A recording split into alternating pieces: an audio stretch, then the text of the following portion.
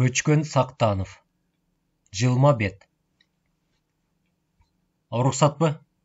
Кириңиз. Эшикти асты ачкан ак жуумал аял мышыкча шырпалдырбай жыла басып келип, бет алдына коомай олтура кетти. Милициянын полковниги Аманпалыч Мальбородон бирди кыйшык иштеп, чирк тамызды да аялды сынай тиктеди. Кулак сизде. Менин күйөөм түшүнүктүү. Күйөөлөрүн өзү өлтүрүп, өлүгүн бир жыртыкка тыга салып, анан аны таап бергиле деп келген мындай амалкөй аялдардын көбүн көргөн. Бул да ошолордун бири го. Күйөөм бир ай мурун Чолпон атага командировкага кеткен эле. Ошол бойдон жокпу? Аялдын алакандай көздөрү саал нымдаша берди. Жок. Райондук, атүгүл областтык ички иштер бөлүмү изилдеп, мына бир ай өттү. Бирок эч натыйжа жок. Ички иштер министрлигине кайрылдым. Алар сизди айтып, бир тапса күйөөңүздү ошол киши таап берет деп сизге жиберишти. Аманпалыч көп жылдык иш тажрыйбасында сүйлөп аткан кишини карап туруп эле жалган же чын айтып жатканын көзү ачыктай көрүп, билип кое турган. Бирок бул ирет бул аялдын көз тиктеши түгүл, көз жашынын бери көрүп туруп, же жалган, же чын айтып турганын эмнегедир көрө да, биле да албай турду. Кээ аялдар айрыкча амалдуу аялдар. Керек болсо ыйлап, керек болсо мыкты артисттерден да мыкты ойноп коёрун Аманпалыч көп жылдык иш тажрыйбасында жакшы биле турган. Ошон үчүн көз жашы али кургай элек бул сымбаттуу аялды дагы ирет өзүнүн опердик кыраакы байкоосунан өткөрүп алмак болду. Күйөөңүз канча жашта эле? 45-те. Анын 25, 35 жана 45 жаштагы сүрөттөрү барбы? Бар. Анда күйөөңүздүн өлүү же тирүү экенин таап беремин. Ошентти да аялга билгизбей, анын тээ көз тереңинде тирмейте тиктеп калды. Угар менен көз кареги тээ тереңинен жылт эте жана түштү. Бүттү, деп ойлоду Палыч. Бул аял күйөөсүн өлтүргөн эмес. Эгер өлтүрсө, ушул сөздү угар менен кареги мынчалык жарп этпей, кареги муздай түшмөк. Бул аялды тергеп, убара болбой, түз эле көлгө жөнөй бериш керек. Телефон трубкасын кулагына алды. Жорик, мага кирчи. Жоро сырттан кирди. Жорик, могул эжекең азыр үйүнө барып сага сүрөт берет, ошону алып келгиниң. Ошол эле күнү Аманпалыч кенже лейтенант Жорону алып Чолпон атада болду. А жердегилерге мындай суроо салды. Аялдын айтуусу боюнча Камчыбек Аскаров командировкага кеткен. Ал эми анын кол алдында иштеген генеральный директордун айтуусунда бир жума эс алууга Чолпон атага кеткен. Иштин түйүнү дал ушул, эс алууда болуп жүрбөсүн? Райондук ички иштер бөлүмүнүн башчысы Болтоё ийин күйшөдү. Мүмкүн. Өтө татаал, криминалдын бетин ачуу түгүл, бет алдындагы фактыны фактылай албаган бул жүүнү бош кызматкер менен курубара гана болоорун дароо сезген Аманпалыч ошол эле күнү областтык ички иштер бөлүмүнүн башчысы тез өзүнө чакыртып алды. Айтыңызчы, Камчыбек Аскаров жөнүндө эмне билигиңиз бар? Эч нерсе, Аманпалыч. Тим эле жел соруп кеткендей, жер үстүндө болсо табат элек. Дагы бир кызыгы мейманканада ал Камчыбек Аскаров эмес, Арген Алиев деген ысым менен жашаптыр. Аманпалычтын куш канатындай келишимдүү каштары серпиле түшүп, саал ойго муюп, жан дептерине Арген Алиев деп жазып алды. Ошондойбу? Бул өзү чоң бизнесмен эле эмес, чоң аферист да көрүнөт. Анын жаткан номерин көрсөтүңүзчү. 12 деген номерди ачып берди. Ошол жерде жашаган. Ал жоголгондон бери койгону турганы турган жерде. Иш ачылмайынча эч ким жатпасын деп койгонбуз. Аманпалыч бир тиктеште эле бөлмө ичинен өңүттүү жээлерин койбой, бир сыйра сыдыра тиктеп өттү. Эч бир шектүү жерди көрө албады. Асты барып кийим илчү шкафты ачты. Бир күрмө, 2 көйнөк, 2 галстук илинип, ал эми шкафтын төмөн таманында үй ичинде бутка кийүүчү шалп этме жатыптыр. Ваннага кирди. Тиш жуугуч, сакалын алгыч жана самын жаткан экен. Анын көзү эмнегедир дал ушул самынга тигиле берип, "Жорик, тигини алып алчы", деди. Жоро самынды самын алгыч менен алып, аны кылдат ороп дипломатына салып алды. Барган күндүн иши ушул менен бүттү. Көлдүк коллегалары кечки тамакты бакубат уюштуруп, анан да Палычтын бөлмөсүнө коньяк, кымыз, шоро, казы картанын сары жүрмөсүнөн бери жайната дасторкон жайып, анан бакылдай бабырап чыгып кетишти. Аманпалыч коньяктан бир далып ийип, бул бал даамдуу муздак кымыздан кере жутуп, тамшына минтти. Жорик, эсиңдеби? Баягы вуздагы чыпынын бетин бир тал чач аркылуу ачпадык беле? Бул иш да ошого ооп баратат. Кана, самынды алчы. Көрдүңбү могул чачты? Самынга жабышып турбайбы? Айтчы, бул аялдын чачыбы же эркектикиби? Кыскалыгына караганда эркектики го. Жок, аялдыкы. Кандайчы? Адамдардын үнү бири-бирине окшош болбогону менен, бир кызыгы осурактарынын үнү абдан окшош жигитим. Ошонун сыңары аял менен эркектин осурагы гана окшош болгону менен, үнү, чачы түгүл башка мүчөлөрү да окшош эмес. Аялдардын чачы эркектердин чачына караганда түбү жоон келет. Кудай аялдардын чачын жөн эле жоон жолпу кылып койгон эмес. Аялга согончок тирей узун чач берип, карылуу күч кубаттуу болсун деп түбүн жоон кылып койгон. Ошон үчүн могул чач аялдын чачы, болгондо да жаш аялдын чачы. Жаш аялдык экенин кайдан билүүгө болот? Жаш аялдын жүзү жаш көрүнгөндөй эле, жаш аялдын чачы да жаш көрүнөт. Кылмыштын түйүнү менимче дал ушул жаш аялдын чачында, жигитим. Кылмыштын бетин ачыш үчүн ушул чачтын ээсин табышыбыз керек. Жоро бакырая таңданды. Аманпалчы, мындай чачтуулар көлдө миңдеп саналат да. Жорик, биздин иш мына ушунусу менен татаал. Ушунусу менен Аманпалыч телефон тешиктерин тегеретип, трубканы кулагына алды. Алло, жеттиңби үйгө? Сенин коньягың менен казы картаң бизди уктатпай эле кайра иштетип атат. Камчы Аскаров автобустун башында 12 номерде жашаса, ошол күндөрү 13 менен 14-түн номеринде кимдер жашады экен? Ошону мейманкананын администрациясы тарабынан эртең тактап бере аласыңбы? Хоп, анда жакшы жат. Бул өзү сиз айткандай чоң бизнесмен эле эмес, чоң аферист да көрүнөт, деди Жоро. Аскаровпу? Албетте. Аскаров өкмөткө миллиондоп салык төлөп жатты эле. Ошон үчүн өлүү болсо арбагына Куран окуп коелу. Тирүү болуп барымтага кетсе жардам кылалы. Эмне болгонун тезирээк тактап бер деп министрликтен белдүү кызматкер мага өзү чалып атпайбы? Өкмөттүн чөнтөгүнөн мурун өзүнүн чөнтөгү күйүп атканын мени билбейт деп атса керек. Салыктан мурун Аскарованын чөнтөгүн кампайтып турган супер мампай көрүнөт. 13 менен 14-түн номерде жашагандардын дареги эртеси эле дайын болду.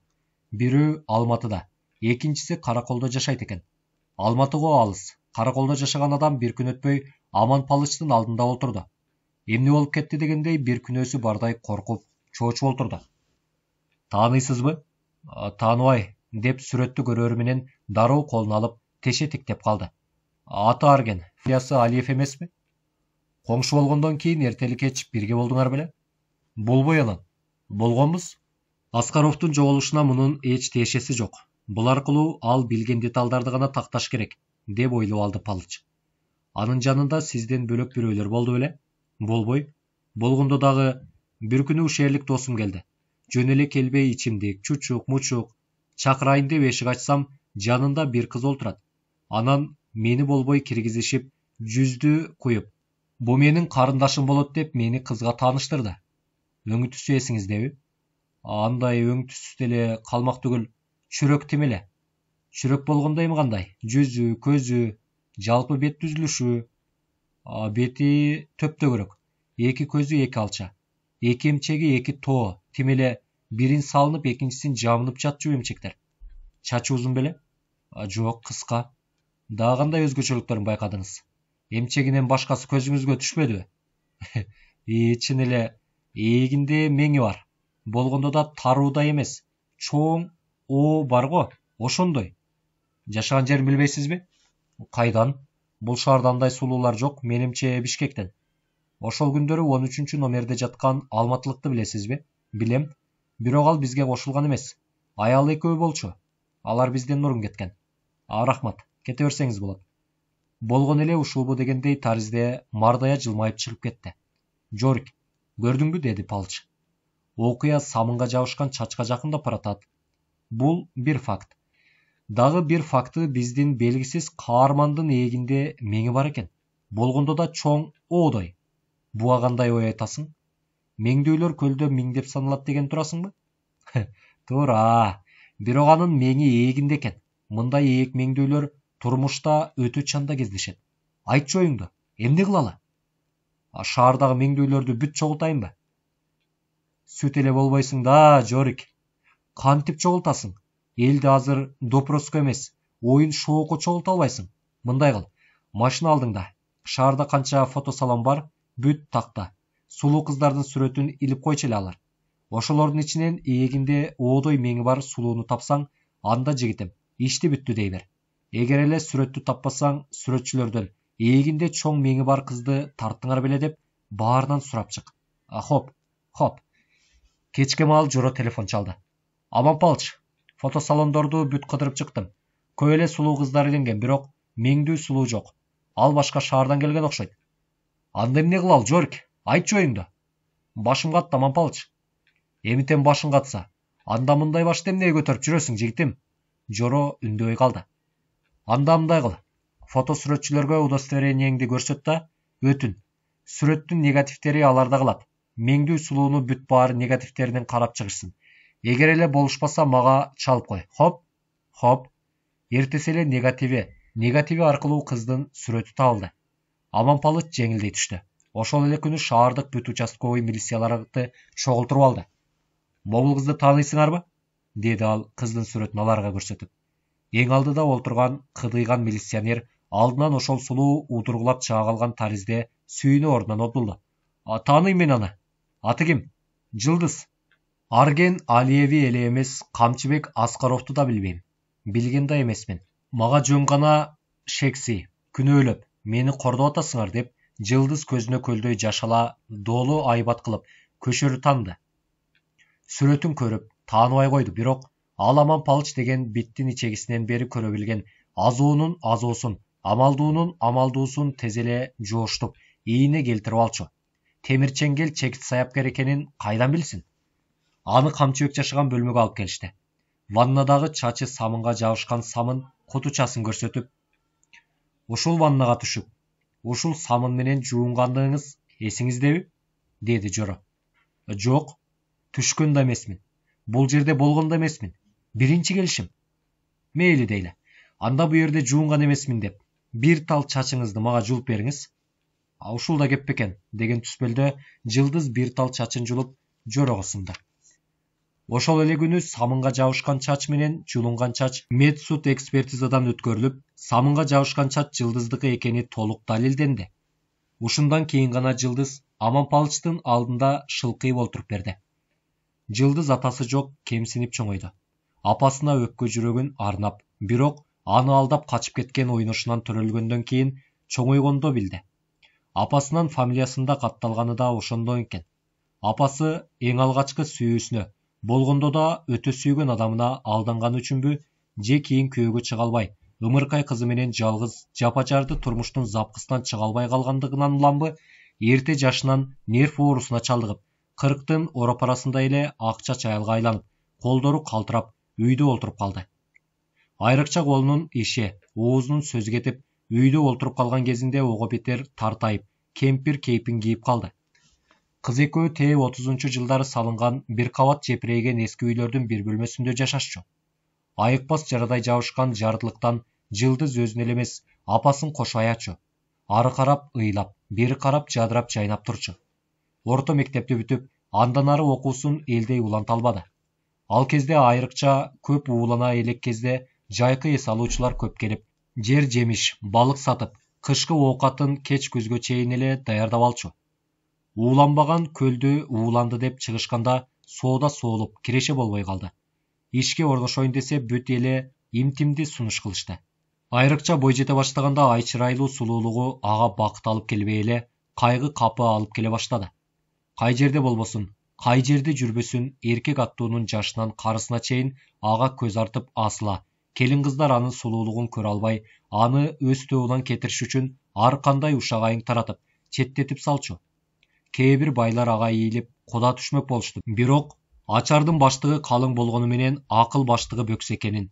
Ушундан улам сен кедейсиң, мен баймын деген мыркын байлык дымагы кебете кешпирлеринен көрүнүп билинип турган үчүнбү, анын үстүнө жаштыгы, сулуулугу, акылы менен менменсинген аларга макул боло бербеди. Ал эми акылдуу байлар эмнегедир аны көрбөдү, билбеди. Ушундай учурда болгондо да 20 жаш курагында Чолпон атанын чок ортосунан ал өзүнүн 25 жаш улуу Арген Алиев аттуу эркек менен таанышып, аны арбап алчу акыл магнити бардай көз көрүнүп ага тез эле арбалып, дароо эле жашы көрүнүп калды. Нары сындуу, нары өңдүү, нары кийимин чертип кийген өтө таза, өтө маданияттуу бул эркек экинчи эле күнү аны ресторанга чакырды. Асте сүйлөп, тамакты шалпылдатпай асте күрмөп жегенче өтө кызыктуу, күлкүлүү сүйлөп, анча-мынчага күлбөгөн аны күлдүрүп отурду. Кыскасы, сүйлөгөнүнөн кашык кармаганынан чейин ага абдан жагып калды. Үчүнчү ирет жолукканда анан апасына арнап, ар кыл белек бекчектерди белек алып, чытырата бууп үйүнө берип ийди. Анын ашкер марттыгы, ананда эркек кербезин карматып, тийишип тиймек түгүл, эмгиче үүп койбогону анын ички сезимин ого бетер козгоп койду. Бул эми анын турган турпатынан бир эле жагы. Экинчи жагы төшөктөгү анын жанда жок жароо көрлүгү, айрыкча жалынып жалбарган жалындуу үнү, бал шекер сөзү, ак алкымына сүлүктөй жабышкан чупулдак эрине, жел өрттөөчүдөй болгон деми, деги койчу, баары аны ого бетер мас кылды да, кызмын деген ыйык белгисин көз тунара балкып жатып ага арнап салды. Бир ай өтпөй Алиев кайрадан Чолпон атада болду. Жылдыз анын элеси менен гана жашап, аны аябай сагынып калган эле. 3 күн бою 13 номерде анын койнунан чыкпай эркелеп жатты. 4 күнү көл жээгине барып, толкундар менен жарыша чаба куруп, экөө тең жакшы сүзчү. Күнгө кактанып, музыка угуп, коньяк уурттап жээкте жатышты. Ушундан кийин гана ал ага үйлөнмөк, ал ага тиймек болду. Мынчалык болгондон кийин Жылдыз аны апасы менен тааныштырмак болду. Кызым өзүнчө жашасын деп, бир бөлмөнүн кире бериш верандасынан кичине орун бөлүп алып, апасы ошол жерде түнөчү. Болочок күйөө баласы келер күнү терезе аркылуу аны күтүп, карап отурган эле. Кызы менен келатып короодо токтогон күйөө баласын көрүп, бирок көргөн көзүнө ишенбей, каректери ката түшкөндөй муздады да, анан колдорун дароо калтырак басып, эски талмасы кармап, олтурган жеринен кулап түштү. Конокту короого токтотуп, эң алды үйгө өзү кирмек болгон Жылдыз апасынын талмасы тутуп жерде жатканын көрүп, мындай талма ага көнүмүш болуп калган эле. Конокту кайра кетирип, үйгө тез кирди. Апасын керебетке жаткырып, талмасы тараганча жанында отурду. Бир саамдан кийин эсине келип, эмнегедир кызын башка көз караш менен муңдуу тиктеп калды. Мам, эмне болду? Талмаң капаланганда кармачу эле? Эмнеге капаландың? Кана тигиниң. Арген Алиевичпи? Аны кетирип ийдим. Ал Арген Алиевич эмес, ал Камчыбек. Ал сенин атаң. Эмне? Сенин атаң ал. Айтыңызчы, деди Аманпалч. Бул трагедия эмнеден башталды? Мындан 25 жыл илгери Камчыбек менен ушул жерде таанышканмын. Ал 25-те, мен 24-тө элем. Бул жылма бет, жылма жалапка Кудайым өңдү түстү, акылды, сымбатты берип, бирок зор адамгерчиликти, аюу деген сезимди бербептир. Сымбатына, акылына алданып кечирип коюңуз. Кыз аталган ыйык абийиримди өз эрким менен ага арнагам. Анткени ага каттуу ашык болуп, өзү жокто анын элеси менен гана жашап калган. Үйлөнмөк болгон, бирок бойма бүтүп калганын билери менен Фрунзеге кетип, а кезде Фрунзе деп аталчу эмес беле? Ошол бойдон келбей койду. Боюмдан алдырайын десем, убак сааты өтүп кетиптир. Кыз төрөп, атын Жылдыз коюп, көтөрүп алып артынан издеп бардым. Таптым, бирок ал тааныбай кетти. Көрөйүн деген көзү жок. Бул мага каттуу травма болду. Ошондон кийин аны эле эмес, бүт эркектерди жек көрүп, нерв оорусу менен ооруп, инвалид болуп калдым. Кызым эс акылдуу чоңойду. Ал болбосо эбак жер алдында жатмакмын. Анан бир күнү быйыл жайында кызым үйгө аябай сүйүнүп келди. Мама, бир эркек менен тааныштым. Кандай акылдуу, кандай сымбаттуу. Мындай маданияттуу эркек биздин шаарда жок. Менден 25 жаш улуу, бирок жаш улуу эмес, сүйүү улуу да. Эң негизгиси жакшы адам. Өзүм теңдүү салагыларга чыккандан көрө ага чыгам мама деп келди. Мен анын сүйүп калганын билдим. Кызым, сүйүүнүн көзү сокур болот. Эт бул. Кийин соңку менин тагдырыма окшоп калба десем, мама койчу, такырандай эмес. Мен аны сени менен тааныштырайын деди. Дасторкон даярдап, экөө келер учурда терезеге келип карап отурганмын. Бир маалда экөө колтукташып келе жатат. Карасам Камчыбек. Ал сенин атаң десем кызым ишенбей, анан каттуу чочуп, эси ууп калды. Есіне келгенде көмкөрөсүнөн тырышып жатып, кыйнала баштады. Чочуп кетип, кызым, кечир мени.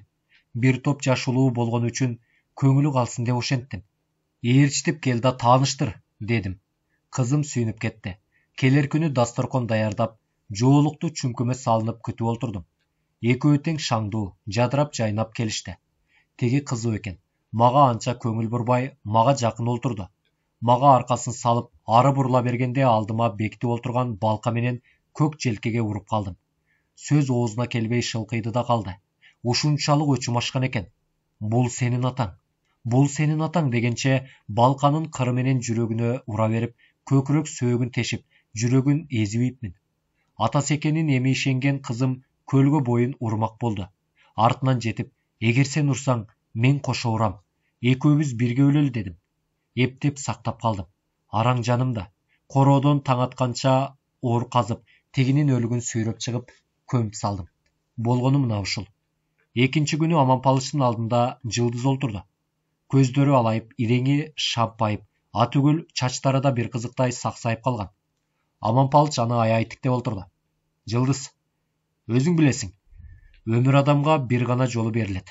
Эгер өлүп калсаң, мамаңдын тагдыры эмне болот? Акылдуу, кайраттуу кишилер кандай мүшкүл башына түшпөсүн баарын жеңе билет.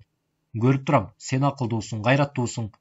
Кудай мындай белекти баардык эле адамга бере бербейт. Биз сага жардамга келебиз. Мамамды эми камайт да, деп Жылдыз буркурап ыйлады. Аны сүйлөшөбүз. Мамаң бул жерде күнөөлүү эмес. Ал элге керектүү адамды өлтүрбөй, элге зыянкеч, маньякты өлтүргөн. Керек болсо мен ага өзүм адвокат болуп берем. Төрт дөңгөлөк Бишкекти көздөй тасма жолду зыпылдай ичип жеп келет. Аман Палыч, акыркы замандын адамы кандай болду экен, деди Жоро. Муну эмнеге айтып калдың? Жөн эле да. Тейил кереле Азирети Али Мухаммед пайгамбарыбыздан сага окшогон бирөө ушинтип сураган экен. Пайгамбарым бул суроого дароо жооп бере албай ойлонуп калат. Ушул учурда теректин башында бир булбул бир укмуштай сайрап аткан экен. Сайрап атып эле жерге учуп түшөт. Ошондо Мухаммед пайгамбарым, бул укмуш сайраган булбулдун учуп түшкөн жерин барып карачы. Эмне кылып атты экен дейт. Карап келип, Азирети, булбул жерге түшүп, каткан пок чокуп атыптыр дейт. Ошондо Азирети пайгамбарым, акыркы замандын адамы мына ушул булбулдай болот. Сайраганы башкада, кылганы башка болот деген экен. Анда биз акыркы заманга жакындап бараткан окшойбуз. Камчыбек чоң бизнесменмин деп коюп, чоң аферисттик да кылып жүргөн турбайбы? Чоң аферист эле эмес, бул жылмабет чоң жылма жылап да болгон. Бул бир эле булардын эмес, ондогон кыздарды, аялдарды алдаган көрүнөт. Кызык. Ошондой эле эркек болсо, сутенер аркылуу эле каалаган кызын чакыртып албайбы? Жорик, сен али сүт эле бойдонсуң да. Сутенер аркылуу чакыртып алган кыздар ал үчүн арам өлгөн малдын этиндей эле кеп. Аял махабатка мас болуп, жан жерин сага жалындай арнап, жаныңда жатканда гана чыныгы интим. Атиги сутенерден келгендер эки ара арзуу оту менен келбей, көкүрөгүндө эч кандай сага жанган жалыны жок. Тезирээк бүтсө экен деп, акча үчүн убак саатын ченеп келген бир чылгый тери сыяктуу муздак денелер. Жигитим, турмушта нелер гана болбойт. Түшкө кирбеген кырсыктар көбөйүп кетти го. Төрт дөңгөлөк Бишкекти көздөй тасма жолду зыпылдай ичип жеп келатты. Чыгарманын аягы.